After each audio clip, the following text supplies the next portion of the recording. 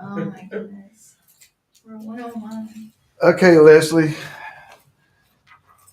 Shoot me a text if you can hear and see, and if it's all good, because we are now live.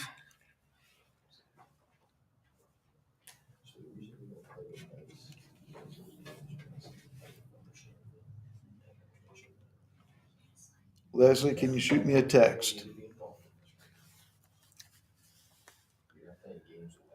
I hope you can hear me. Mm-hmm.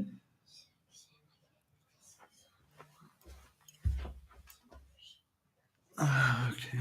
I hear something going on. That does not sound like a game. That sounds like a dare.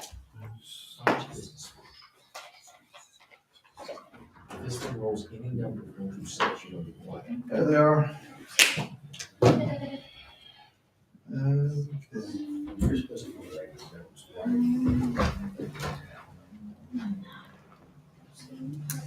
You by yourself tonight, Jeff? Yeah. Okay.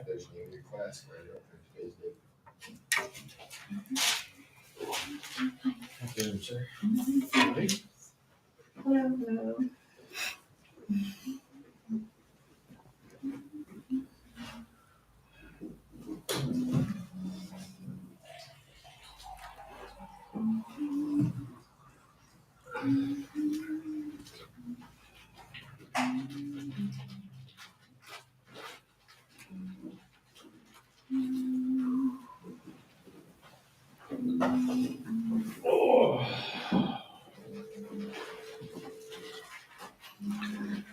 All right.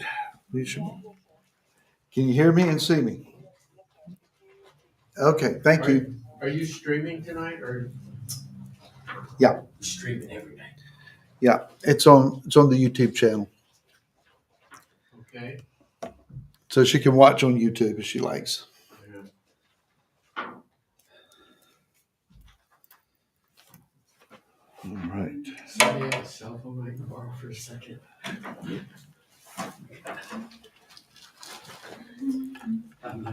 I walked out and left mine home.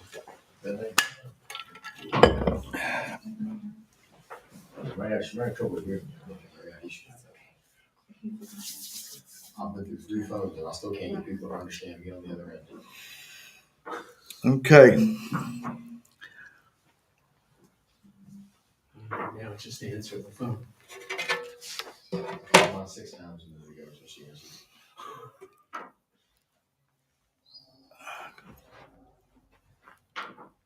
Oh, that's better. Now I can see. Mm-hmm.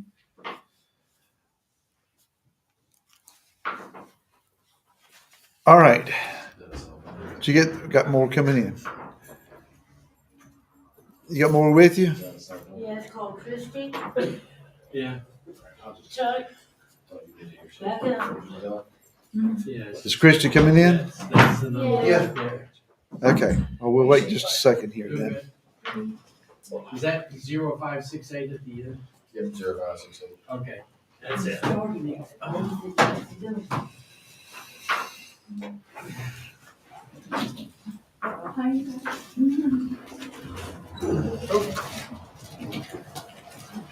Y'all made it.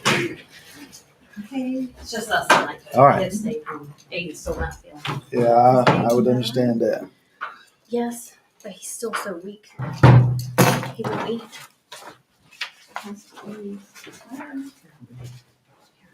Don't pass him now. All right. Now that everyone's here, tonight's class 5. And just a reminder from something I suggested to you last week. If you would like to either use the class email, the Google account, Gmail account, email, or submit to Google Classroom, or just jot down on a sheet of paper and hand it to me.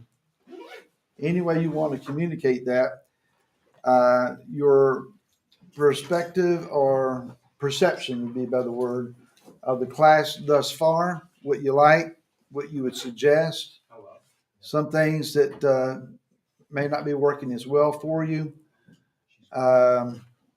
just get a little feedback from the class. Okay. So we are, again, tonight is class 5. We're looking, as I gave you the assignment last week, reading Exodus chapters 19 through 24. Did everybody get we got questions on the orange sheets here from our class monitor. Thank you, Christy. You're welcome. And we'll try to be sure that we answer those questions as we go. So tonight's class is Torah is freedom. Torah is freedom. The key word to understanding the Torah in this aspect is the word perspective.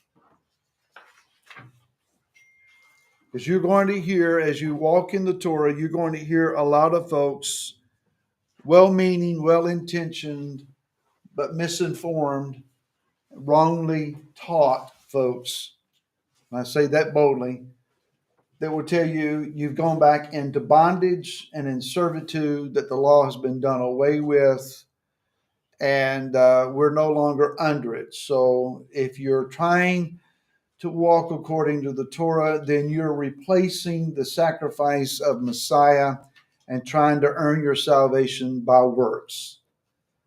And that's common doctrinal teaching. That is the wrong perspective. Number one, the Torah was never given to us for redemption. You cannot follow the Torah perfectly enough to be born again by doing so. It is by belief in Messiah and on his work, and that alone. But the Torah is Yah's guideline and lifestyle for those who are redeemed. It teaches you how to live for Messiah. That's what its purpose is. Perspective, it's not law. There are laws in it, but the whole collective group of the Word, or the first 5 books, there's a lot more than just commands and Torah, what's the word? Legal decrees that are in here. There's a lot of history. There's some storylines. There's some drama. There's some instructions. There's some things about worship. There's a lot of different things in the Torah. So we're not. It's not just law. The whole group of what the word calls itself is Torah, not law. All right. So it is not bondage. Torah is freedom, and it teaches you how to live a free lifestyle. So let's first of all begin at chapter 19, thinking about the change of status that comes and takes place for Israel as they go from being, this is important here, they go from being slaves to Pharaoh to what Yah says, and this is Yah's definition for Israel. You are his treasured possession, a reign of priests, and a set-apart nation.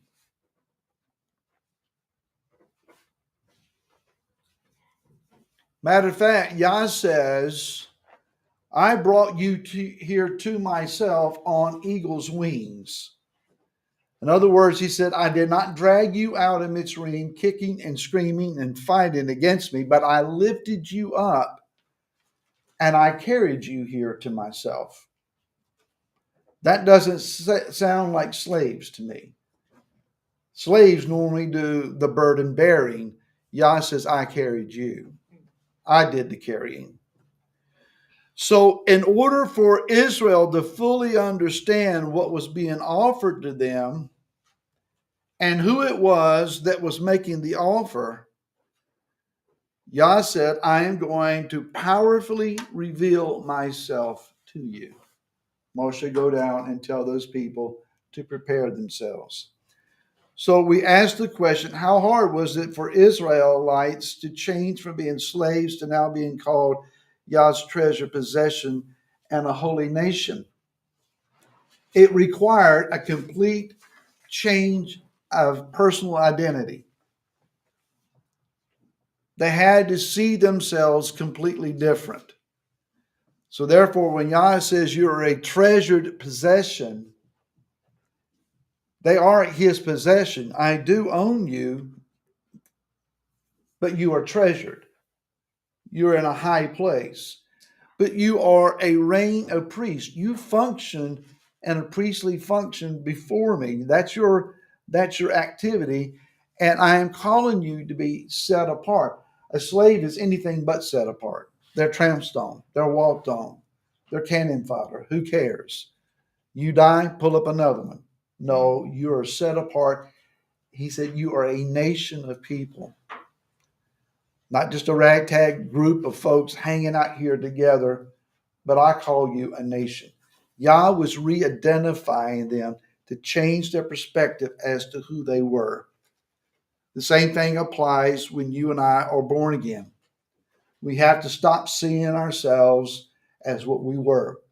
We're no longer an addict. We're no longer, a cheat. We're no longer whatever terms we use for ourselves in a negative fashion.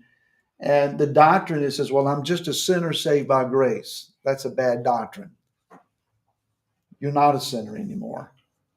We do not practice and live sin as a lifestyle. We are born again. We're redeemed, people of the Most High. And we can get beyond calling out, well, I'm just a sinner. Stop identifying yourself as a sinner. Yah is not calling you a sinner any longer. He changed you. You're a new creature in Messiah Yeshua. So therefore, we need to change the terms that we use pertaining to ourselves. Freedom then includes the necessity of being set apart in order to appreciate our new role and our identity change. This is important to us again. Freedom means changing our minds. It also means becoming set apart. Otherwise, we're merely conferring titles on someone without changing their being. When Joseph was pulled up out of the prison, he no longer wore prison garb. They changed his clothes to clean clothes, but then Pharaoh called for robes to be put on him along with a title. He gave him a title, but he changed his clothes again. We're instructed in the word, put on Messiah. Put on robes of righteousness. So we're no longer walking in our righteousness, which Yeshua said is filthy, but we've taken on his righteousness, which is purity. So our robes have changed, thankfully. With that, we need to learn to walk in new clothes. That is, we set ourselves apart. So while they were in slavery, Israel heard constantly voices of orders and commands. Get up, go here, hold that, drag this, lift that, build something, and the crack of the whip to enforce the command. Now Yah is giving to them 10 words, 10 commandments, as they have been most often called. These are 10 words. Let's talk about these particular 10 words and how they allude to our freedom. The first 5 pertain to our relationship with Yah. The first 5. Now, if you have your Bibles and you look in your Bibles, most often the way they are taught is that the first one is found in verse number 3. You will have no other mighty ones before my face. The first word, and again, it's because we use the term words and not commands. The first one is actually the previous verse, verse 2, which says, I am Yahweh your Elohim who brought you out of Mitzrayim. The first word identifies our subject of relationship. It is once you understand who it is that is given the words that the power of everything else falls into place. So when we think about Yah, our Elohim, has brought us out of Mitzrayim, it is identifying that we have a deliverer who has freed us from slavery. I'm not a runaway slave. I am free indeed. If you are a runaway slave, you are always going to be looking over your shoulder and wondering if your previous taskmaster is going to come and retrieve you. Your past life is over. Your sinful days are over. The master who drove you in sin, he still seeks you, but he has no legitimate claim on you because you have a deliverer who brought you out of that, and it is now he that you serve. So you don't have to look over your shoulder anymore. The second one is have no other mighty ones before his face. This offers us freedom in that it says to us there are no other gods who offer freedom. Any other god, any other idol demands appeasement. That is, you have to do the rituals exactly. You have to bring offerings to them to appease them because their default response to you is to destroy you and bring wrath on you. That's not Yah's default demeanor toward us. It is that of mercy, that of redemption, that of renewing and restoration. Yah is looking to refine and perfect you, not destroy you. And unfortunately, there are many that they fail to realize that Yah is about building you up and not destroying you and tearing you apart. And so they live in as much fear of the Creator now as they did of whatever other gods they served or friends that they ran with in their past life. Thankfully, we should have a change of mind. Do not bring his name into reproach. Why? Because Yah acted for his own name in delivering Israel. He remembered the covenant promise that he made to the patriarchs, and that's why he delivered them. Not because of their perfection or because they're a deserving people. Yah has then delivered us for the sake of his own name. Freedom is in his name. Don't desecrate the name that brought you freedom. Number 4, to guard the Shabbat. This is about the building of our relationship with him. From the very first Shabbat, he has invited mankind to come and rest with him. Only a free people can take a day off and rest with their Creator. People who are in bondage don't get to do that. They must work every day.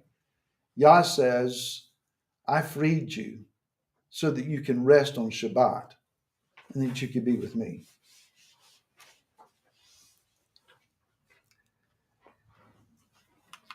And even the way we treat our parents speaks of our vertical relationship between ourselves and our Creator. If a man or a woman fails to honor their parents, who are co-creators with Yah and bringing you into this world, neither will he honor his heavenly Father. Now, that doesn't mean everyone has a loving, nurturing relationship with their parents. And there are a lot of people, they find it very, very hard to find any honorable anything about those who brought them into this world. But we can at least be thankful that you gave me a mother and father They may not be daddy and mama, but they are my mother and my father, and they brought me into this world. And here I am. Without them, I have no existence. So we can at least be thankful and honored about that. Now, I know some folks that they have parents with no redeeming qualities whatsoever, and it's tough. The second set of 10 words is about our relationship with each other. First of which is do not murder. By not murdering, you are being freed from blood guilt.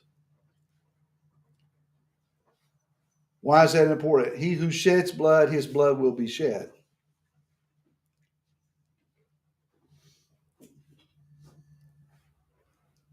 Do you actually have to physically kill somebody to kill them? No, you hate them. Hatred, or you can destroy somebody with your tongue. If you destroy people with your tongue, people will destroy you with their tongue. So you can murder somebody's reputation, somebody's character with your mouth. God's command is do not murder. He says do not commit adultery. By obeying this command, we have freedom from soul ties, accusations, and the loss of our integrity.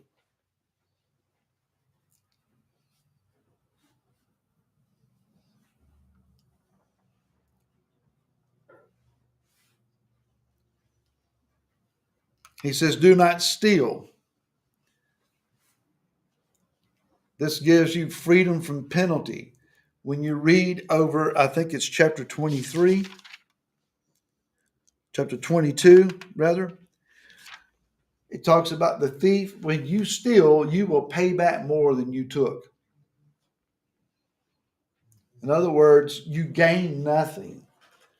Stealing, people steal to try to take advantage of someone else through loss. But when you're caught, you have to pay back more than what you gained. And what you took never belongs to you. It's always somebody else's property. Do not bear false witness. This is freedom from more lies to cover your lies and the loss of your character and the loss of your trust. By telling the truth, you protect your trust. A free people ought to be able to speak the truth.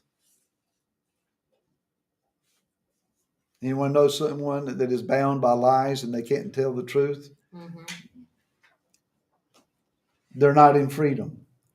They're constantly digging to try to cover themselves. And finally, he says, do not covet. Why is this freedom?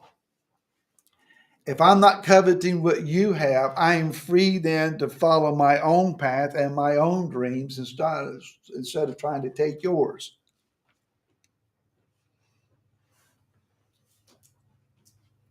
But I wish I want what they have. Get your own. Follow your path. You're free to not have to be compared to someone else in order to be acceptable. In Messiah, you're already acceptable. Again, we're talking about the lifestyle of those who are free. And the Torah sets you free. In the book of Yaakov, James chapter 1, verse 25, he who looked into the perfect Torah, that of freedom, and continues in it, not becoming a hearer that forgets, but a doer of work, this one shall be blessed in his doing of the Torah. And Yaakov makes it very plain that the Torah is that of freedom, and that there is a blessing for doing what the Torah requires of us.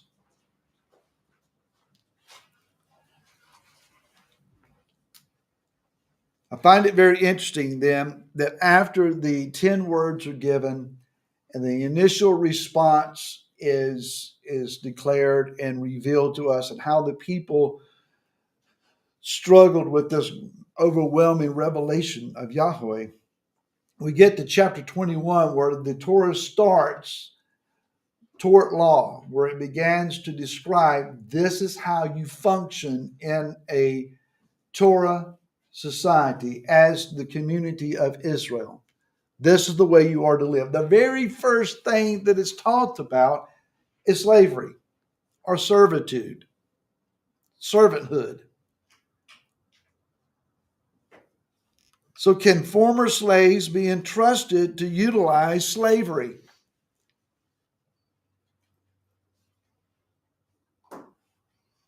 And why would a Hebrew find himself in a slave role? These are free people. How is it that they would ever find themselves being a slave? A man or a woman of Israel who has incurred debt beyond their ability to pay, or who has been sentenced because they were a thief, they are now required to pay back more than they have. Well, I can't pay my debt. The court may determine that their debt is up for sale. Later on, you will study in the Torah that a kinsman redeemer, someone who is related to this individual, can buy their debt. It doesn't have to be a relative, but someone, a fellow Hebrew, let's put it that way, can buy their debt. And in return for that buying of debt, that sentenced Hebrew man or woman will then serve for 6 years to pay off the debt. So I owe $50,000 that I don't have. The court requires that that money be returned and repaid. Jeff may come and say, I will pay the $50,000. You're going to work for me for 6 years. So when I show up, I bring my wife and any children with me. But my wife and my children are not his servants. I am. So Jeff would have to be willing to take on my debt for my service to him, all the while understanding I've also got to feed, house, and clothe his family. That's a big responsibility. So as they're provided for, that's Jeff's responsibility. He may give me a wife, a slave wife. This would be a woman from some other nation that is not a Hebrew, that is a captive from some warfare situation. And again, even if that is the case, that woman has to be properly cared for, provided for, cannot be abused, cannot be tortured, cannot be shamed, because Israel was taught to remember you were once slaves as well. You treat them with respect and let them serve you. But that woman may be given to me to raise up children during my 6 years that when I leave, remain with the master. Now, there's a provision in this that says that if I came in and I was given this woman and we had children together, and I'm free now to go after 6 years, I can choose to always be this man's servant because of the love that I would have for the woman and the children. Then my role in Israeli society and the Torah community will be forever changed. Otherwise, I'm free to go. And if I brought a wife and children with me, they're free to go with me as well. Now, why would anyone want to take on this role? And what is the purpose of all this? Nothing in the Torah is without multiple, I don't want to say it this way, end game designs. There's a lot of issues to be dealt with here. But the goal is to teach this fellow Hebrew responsibility and accountability, good management methods, life skills, and a work ethic that will hopefully train them not to be found in debt at this level again. It's called mentorship in our society. But here, the guideline is it will take 6 years to retrain someone to live a different life. Let's take it back to our born again experience. We prayed, maybe we were at a church service or something other. We went to an altar somewhere. We were somewhere. We prayed this prayer. Messiah redeemed us. Somebody shoved a Bible in our hand and said, read the book of John and go to church every Sunday. And that was our discipleship program for a lot of folks. Well, number one, John's not a beginner book. It's a very profound and deep book. Too deep for a beginner. It's like a college course for a kindergartner. Someone needs to teach you the basic tenets of Scripture. Someone needs to be alongside you to answer your questions. Someone needs to teach you to pray. Someone needs to teach you about your new relationship with your Heavenly Father. There's a lot of discipleship that needs to take place. And you don't do it in an 11-week course called Torah 101. This is a beginning, but there's other courses to follow after that I would encourage you to take as well. This is foundational teaching. This is for beginners. But then there are advanced classes that will take place later on. The same thing will take place for this person. For 6 years, on a daily basis, they're given meaningful work to do. They are taught, they are trained how to be productive and do things the right way. So it takes 6 years of servitude to learn to live as a free man or woman. Why? Because freedom is not easily learned.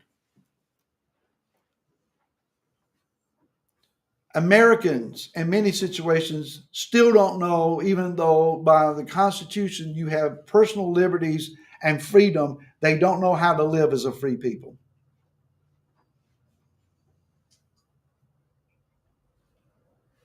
I got some thinking brows out there. I see it on your faces. Questions at the end. We go into chapter 22.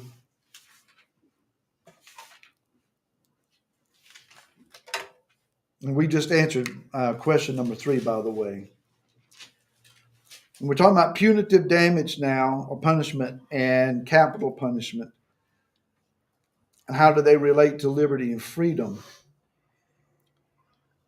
Voluntary or involuntary manslaughter are both punishable by death. If it was involuntary, it was an accident that caused someone's death, then that offender has an opportunity to flee to one of 6 cities of refuge. These are priestly cities, towns of the Levites, where the individual can go in, tell what happened. The elders will adjudicate whether he's telling the truth or not, and they will guard him from the family of the one who died, avenger of the blood. As long as the offender stays within the confines of the Levitical city, he is protected.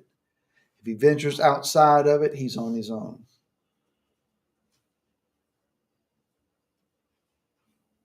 So he has freedom to continue to live his life within a prescribed boundary. Now, it's also understood that the roads and paths to these 6 cities of refuge must be consistently monitored and cleared of any debris, fallen trees, rock slides, anything that would impede his path, so that he has a clear path to get to a place of refuge. Later on, and when we study this in the Torah portion, the cities of refuge, they all describe a work of Messiah, who is our refuge. If you strike your parents, curse your parents, kidnap, or intentionally murder someone, it's punishable by death. Capital punishment brings freedom in this regard. It frees the society from further threats. When those who commit murder are dealt with, then they are no longer a threat to you. If someone is a kidnapper, your children and yourselves are protected from being kidnapped because they're not here to kidnap you. You're free. There is a sense of great freedom when you know perpetrators of this level of violence will not be allowed to live among you. Causing injury or loss of bodily function, no matter who it is, whether you're a Hebrew or a slave to a Hebrew, requires payment and compensation. So if you cause damage, you pay for it. You are liable. Again, this is a boundary for those who are free. Be careful, because if you tear up somebody's stuff, if you hurt someone, you'll be required to pay for it. Then there's this entire section about somebody's ox getting out of their fence. What is that all about? Basically, it says your animal, your responsibility.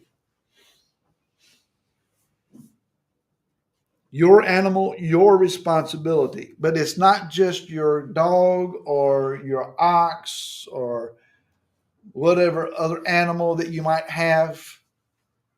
It's also your animalistic tendencies, you yourself. If you act as an animal with violence and with anger and temper and with rage, if you give place to the animal-like nature within you, you are accountable and responsible for your actions. Does that make sense? So when societal boundaries are determined and enforced, this further answers the question here. And everybody knows the rules and is held to accountability to the rules without favor, without bribes, or without class recognition, whether you're great or whether you're not great, and you're rich or whether you're poor, it doesn't make any difference. Everybody then should feel free to live within those boundaries without fear. If we know that everybody is prompted and provoked by the commands of Yah to do what is right and to live uprightly, it should promote a peaceful society. There are always going to be breakers of his commands. There are always going to be people who will violate what Yah's boundaries are. But when the boundaries are enforced and the boundary breakers are made to pay, it's like you tell your child, if you cross this boundary, this rule of the house, you will be punished. If you enforce that rule every time that they start breaking that boundary, they will learn it's not worth it. It's better to stay on this side of the boundary, because when they say don't, they mean don't. It's when parents would say, well, I'll give you another chance. 1, 2, all the counting and all of that kind of stuff. You're only telling them, if you don't hold to your word, they don't believe you. And they'll go stick their hairy little toe over the line and look back at you and dare you to do something about it. Don't have any parents in here, do we? 1, 2.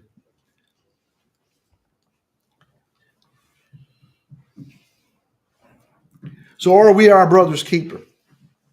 As you continue in this chapter and down into chapter number 23, are you your brother's keeper? And the book of Bereshit. Anybody remember what Bereshit is? Genesis. Very good, Yvonne. Chapter 4, verse 9, Yah asked the question, where is Havel, your brother? And he said, I don't know. Am I my brother's guard? Are you responsible for your brother? Torah teaches us that we live as a member of the community. This is important. Torah is about community, not necessarily promoting the rights of the individual first, but the community. And that we have roles and responsibilities to play because we're attached to the community.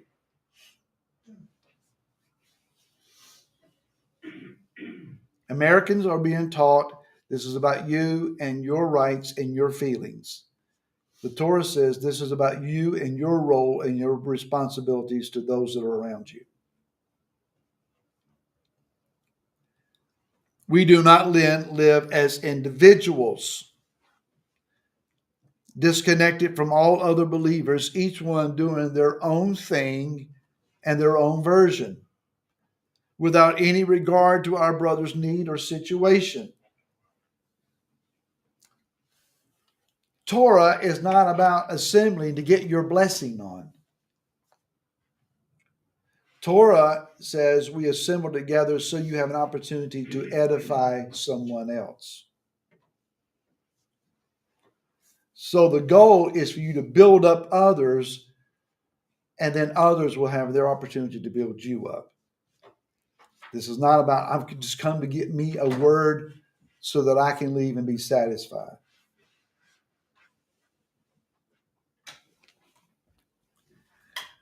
This means that we have to learn to get along and treat each other as we desire to be treated. And it's amazing that Torah-minded folks don't always get along. But the Torah requires us to get along and to be a functioning, fruit-bearing, life-giving, light-showing member of the community. Yeshua said in Matthew 7:12, therefore, whatever you wish men to do to you, do also to them, for this is the Torah and the prophets.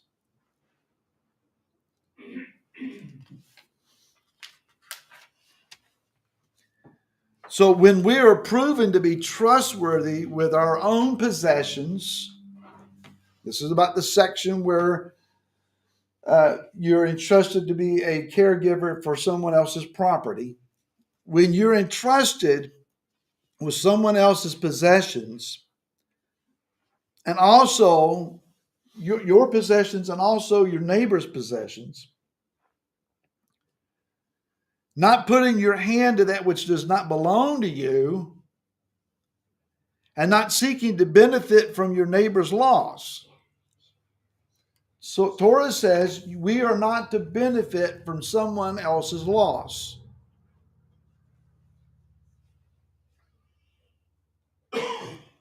In other words, I don't take, if they entrust something to me to care for it, I should not put my hand to it and benefit myself at their expense. If I find someone else's possession, finders keepers is the rule of the land. But Yah says you take care of it until those who lost it will come looking for it. And sometimes they'll never take it, they'll come looking for it. So if someone's mule shows up in my property, have no identifying about it, don't know, no one knows whose it is, I take care of it. I feed it. I care for it. I can plow with it. But when they come and get it, it's their mule. Do they have to pay me for caring for it? No, it's their mule. That's why he used it.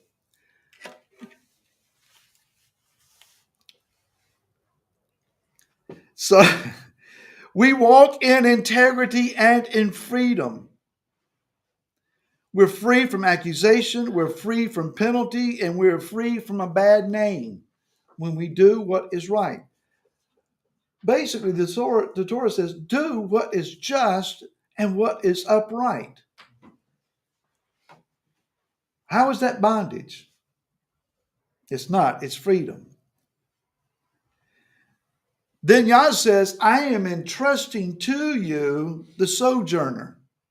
A sojourner is someone who was not born as a Hebrew, but who chooses to walk as one, live among those who are, because he seeks to be a part of this community. He seeks the face of this community's most high one, and he seeks to live among them peaceably. Yah says, don't mistreat that one. If you were not born Jewish, but you want to live among the Jews, you're willing to work with them, among them, speak their language, worship as they worship, live under their laws. By the Torah's command, they should not oppress you.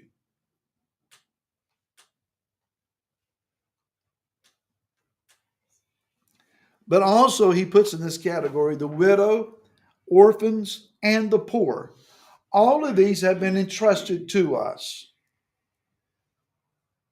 Do not mistreat a widow or orphans, because Yah takes it personal. But neither do we oppress the poor or neglect the poor. He promises to treat us as we treat them. So if we oppress them and take advantage of their plight, we'll also find ourselves in need and being oppressed. If we bless them, if we give them advantages, if we make loans to them without interest, if we grant them opportunities to rise above their current estate, we will find Yah's favor on us in everything that we do. You want Yah's favor? Show favor. You want his compassion? Give compassion. If you need mercy, show mercy. If you need forgiveness, forgive others. If we fail to forgive, he said, I will not forgive you. We're very plain on that. If you're in need, give. Well, I don't have anything to give with. Find something you can give and give it. You want to be blessed? Bless somebody else. You want people to pray for you? Pray for other people. What you sow is what you also reap, and especially in the way that we treat others. Freedom comes from offering freedom to other people. If you are free, and free indeed, you should be able to seek to free other people as well. Matthew 25 and verse 41, he says, and the sovereign shall answer and say to them, truly I say to you, and as so far as you did it to one of the least of these my brothers, you did it to me. That's the words of Yeshua. The way you treat these that are in need, whether they are the homeless or the imprisoned or the destitute or however they might be, the sick, as long as you do to them, you're doing it to me, good or bad. As we go into chapter 23, it talks about dealing with unrest. When unrest arises and it brings about crowds and groups that seek threatening violence, he says very plainly, do not join in with them. Mobs and crowds and groups are not right because of the volume of their voices, nor because of who their leading personalities are. Whenever and wherever these groups seek control and authority, it's rarely for those in the crowd, but it's almost always to promote an individual or a group of individuals out front at the head of the pack. And they're only seeking to replace those who are already in power. In other words, as the Who used to sing, oh, new boss, same as the old boss. Yah says, don't get involved with riotous situations. There's no benefit in that.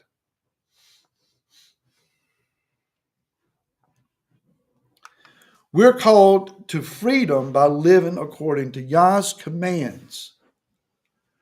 When you live a consistent lifestyle according to the Torah, it will keep you free from getting caught up in trends and fads and movements and agendas. There's always some new something, some new agenda being promoted. Stay in the Torah, stay in the Word, stay focused on what is true, and don't get caught up in the stuff. It's rarely profitable.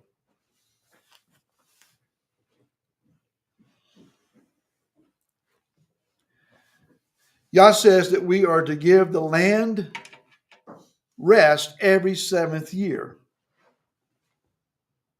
It's called the Shemitah.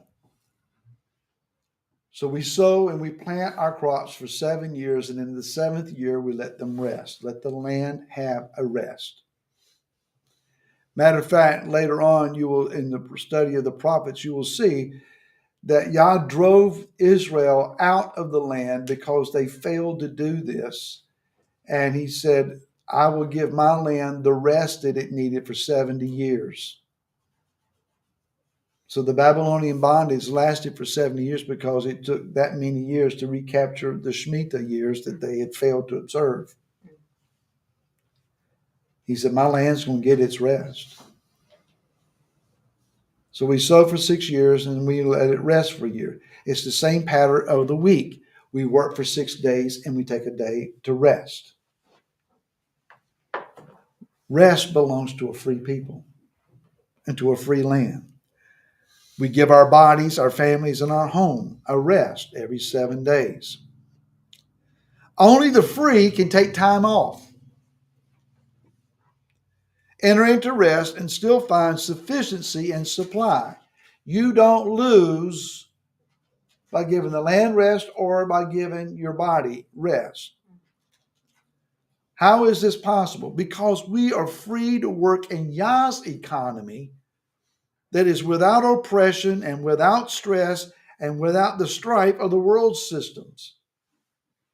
Yes, we have our employment and the world that is around us, but we're not bound to that. Yah takes care of us because we obey him. He will give you favor on your job. He will give you increase in your employ. He will supply your need. And Yah wants us to learn to work our jobs as unto him and not be under the bondage of stress and strife about our jobs. Everybody's job's got stress and drama and all that stuff in and around it.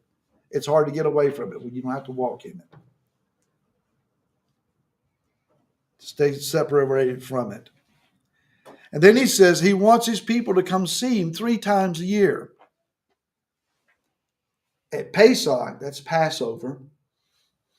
At Shavuot, which is the feast of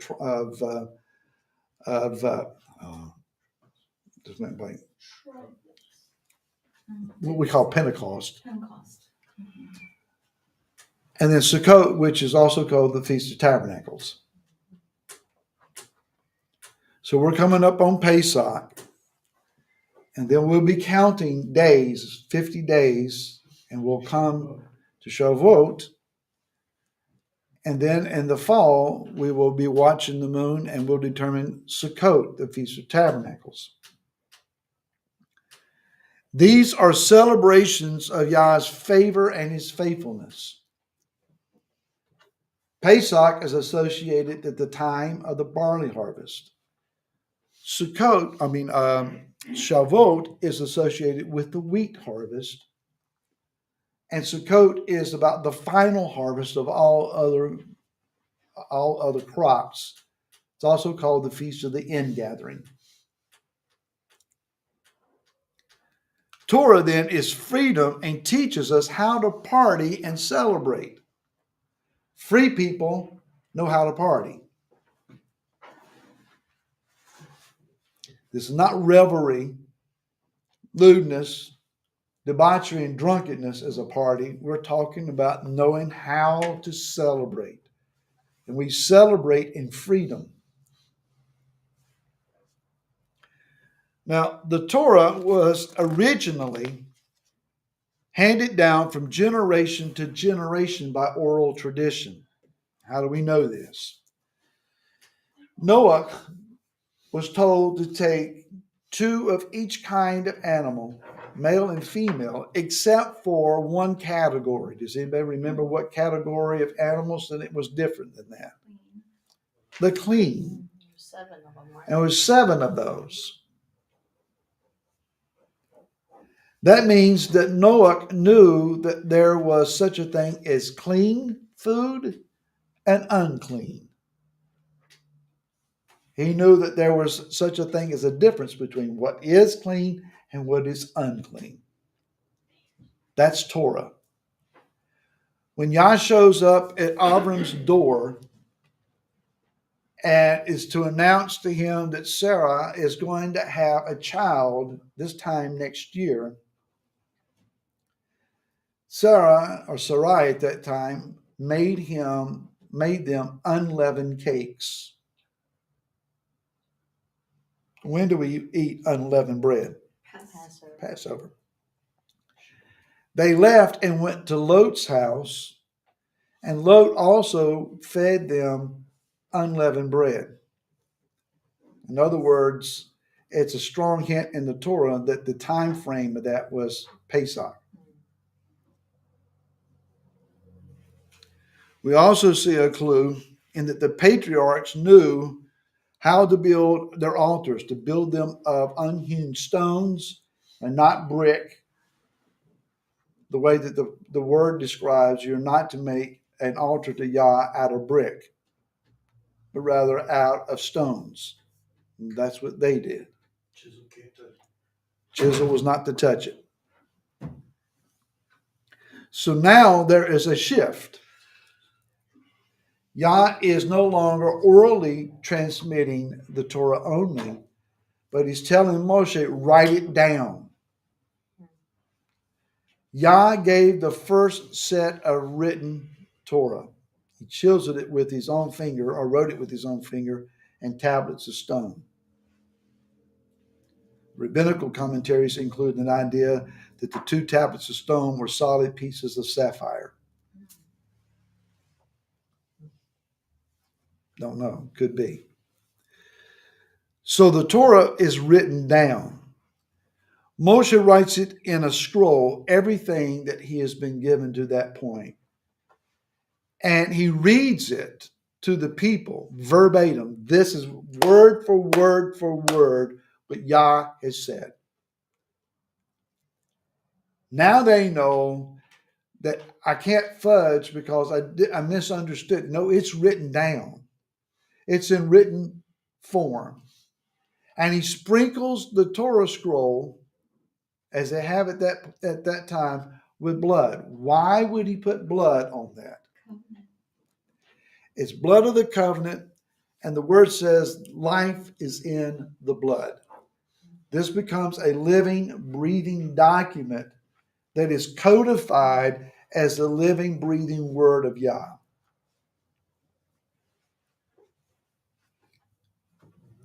So the living, breathing word of Yah, Yeshua, shows up, and what does he say? It is written.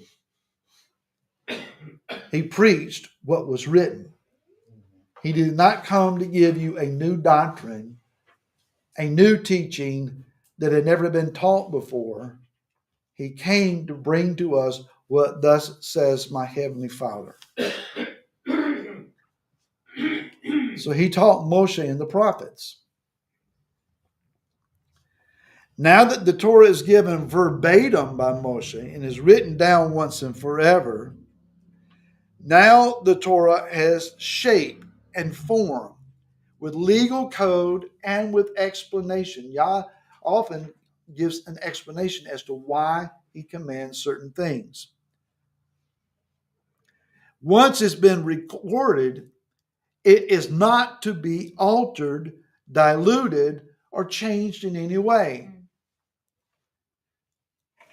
Why? Because to change the Torah is to disregard it or do away with it It is to change the nature of our relationship as Israel with Yah. The Torah describes who we are, who Yah is, and how we're to relate with Him and with each other. You change the Torah, you change Yah, and you can't do that. I'll give you this one as well. Torah is a revelation of Yeshua as the Messiah. If you change the Torah, you change who is the Messiah. Or if you do away with the Torah, you do away with the identity of Messiah, and anybody can be a Messiah. So the book of Devarim, chapter 4, verse 2, this is the book of Deuteronomy. Do not add to the word which I command you. Do not take away from it, so as to guard the commands of Yahweh your Elohim, which I am commanding you.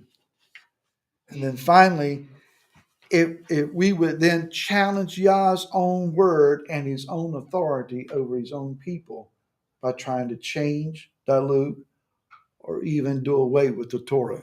You're challenging Yah and the authority of his own word. Not a good idea.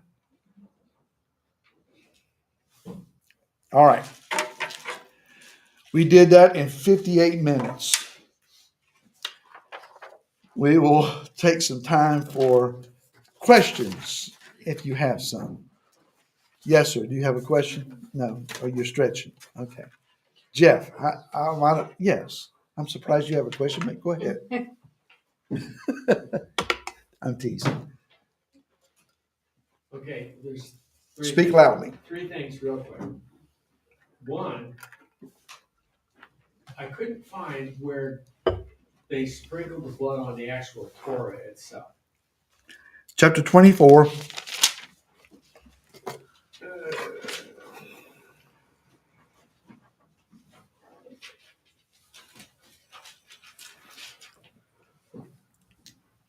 I can get my glasses on so I can read. 24.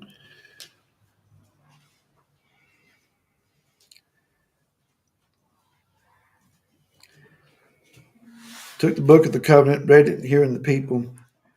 He took the blood, sprinkled it on the people, and said, the blood of the covenant, which is concerning, you know what, you're right, I'm not seeing that.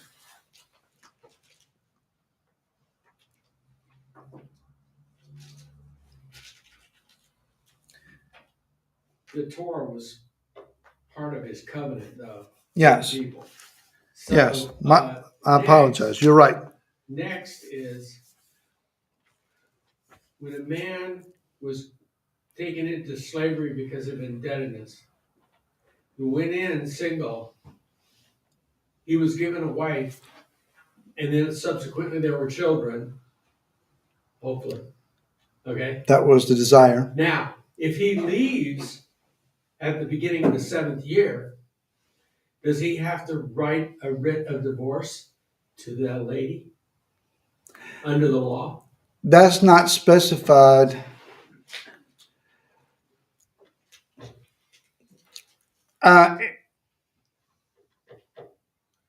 That's probably a conversation that I should have with you privately as opposed to younger ears. Oh, okay. Now, if Torah, as I believe, the essence of Torah was there from the very beginning. Okay? Okay. Even though it wasn't laid out and codified, in a Sure. written form. Murder required blood. Yes. So when Cain killed Abel, and everybody knew it, why wasn't Cain paid the penalty? That's a good question. Unless there's He was put a mark on him, and eventually he was slain. There's some commentary that talks about how that the one after him that says, I have called his wives again and said, I've killed a man, that he was the one who actually killed Cain.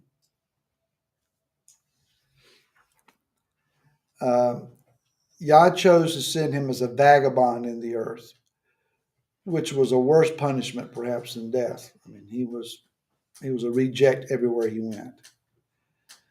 But it also provided the seed of the serpent that would rise up in the earth. Yah had a plan for that. And we're talking about one of the big themes here. We're talking about freedom. Yes. We're talking about the freedom we gain from Torah. We gain freedom from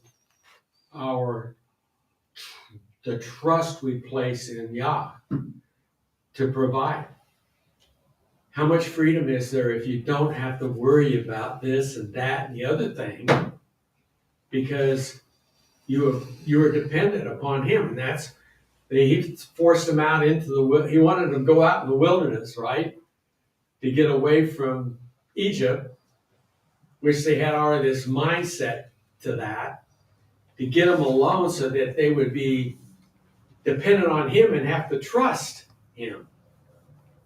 So freedom is being able to have trust in somebody that is really deserving of that trust. Yeah, the obedience that he asked of them was the foundation for them to experience the freedom that he was providing. I will feed you. I will give you water. I will give you shelter, air conditioning in the day and heat at night, and your clothes and your shoes don't wear out and your feet don't swell. And I will guard you from your adversaries, and I will bring you to the land, and I will give you the land. I will send in hornets ahead of you to drive them out when they're hiding. I will give you victory over these adversaries. You will drive them out. I give you the land. You're going to live in houses you didn't build, eat from crops you didn't plant, drink wine from vineyards you didn't take care of. I'm going to give it to you. That's not bondage. That's a huge step up if you diligently obey me. The only reason all of that did not 100% take place was out of disobedience. Yeah. Or just rebellion. Rebellion is a cardinal sin of disobedience for sure. Absolutely. So the same thing is true to us now. If you read a word, love him and just do it to the best of your ability. No, we're not in a Torah society. No, we don't have all the benefits of Torah. But we do the best that we can in the exile that we're living in. Yah still will take care of us. And he's proven himself trustworthy and faithful to do that. Not without struggle, but he does it. Anyone else got a question? Maggie? What is the best translation that we should aim to read from? I like the scriptures, which is what we use here most often. It's the 2009 version. This is from, what's the publishing? Institute for Scripture Research, ISR. We have copies of those that are here if you want to. There's a free download now. It's available. Scriptures to your tablet or to your. You can get it on eSword.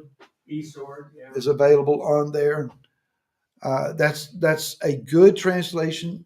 I don't know of any translation that's perfect, but it's good. There are a lot of folks who enjoy the complete Jewish Bible. It's a paraphrase. David Stern did a good job with that. Again, it's not a perfect rendering, but it's a very readable form.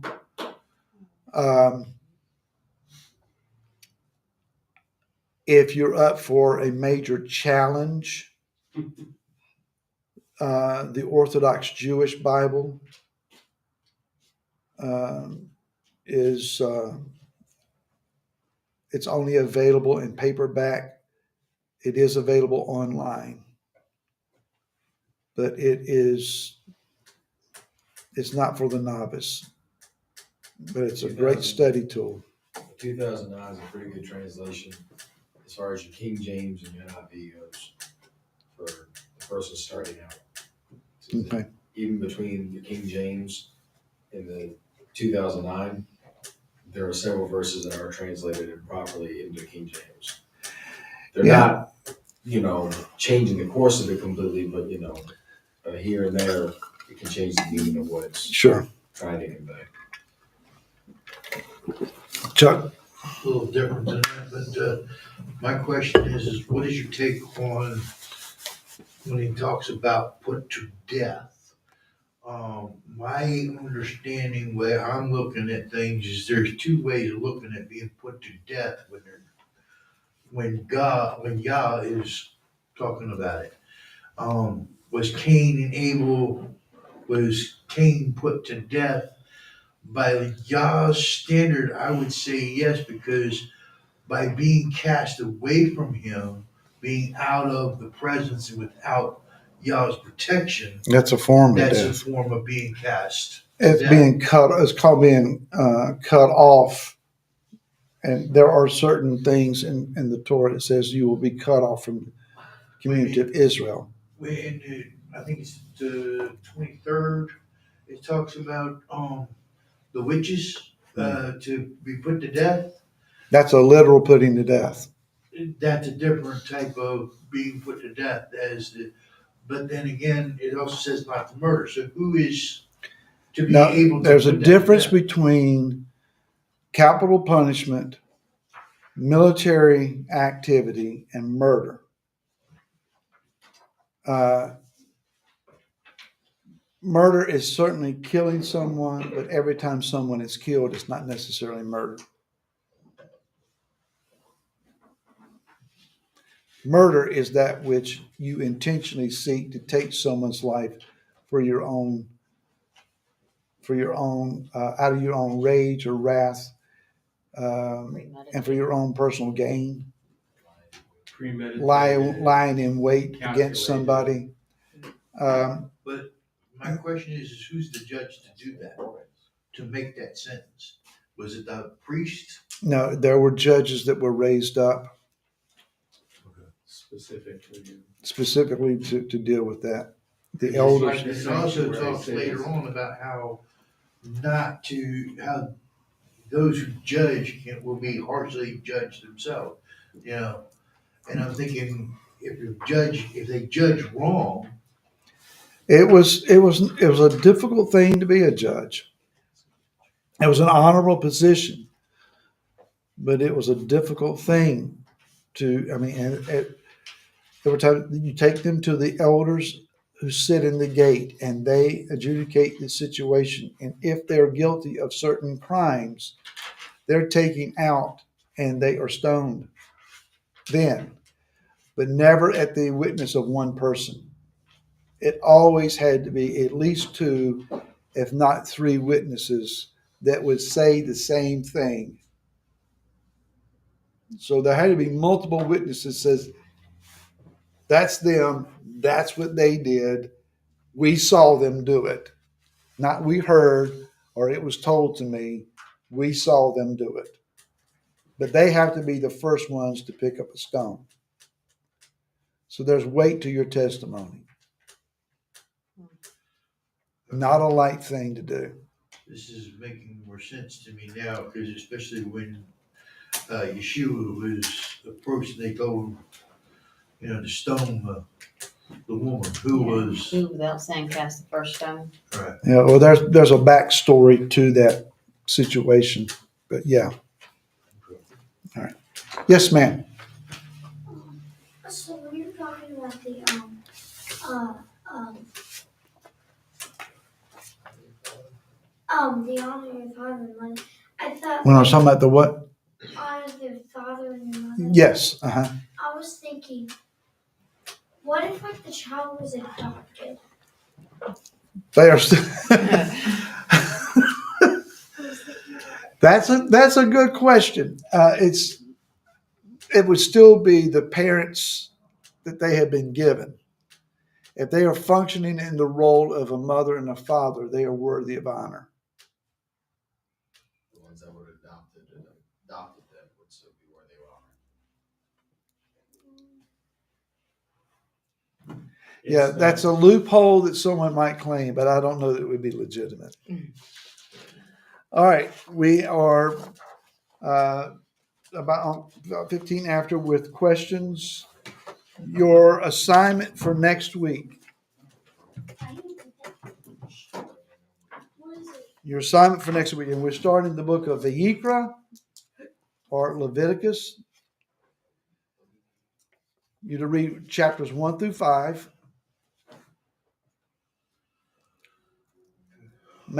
As you read through that, what are the 5 principal offerings that you see? And make any notes that you see are interesting about each one of them. This is again for your own personal study. I'll be sending out another list of questions that we'll use in the process of teaching that class. Okay? Chapters 1 through 5. Yeah, it can get a little. Vayikra or Leviticus has details in it, but there's beauty in the details. Yeah. All right? Again, if you have feedback thus far and you want to share that, you can do that via email and the Google Classroom, or just jot it down on a piece of paper and hand it to me. Okay, that makes more sense to me. I don't do computer. Okay. Yes. All right. Thank you for being here. Thank you to those online. And we'll see you again next week. If not, Shabbat.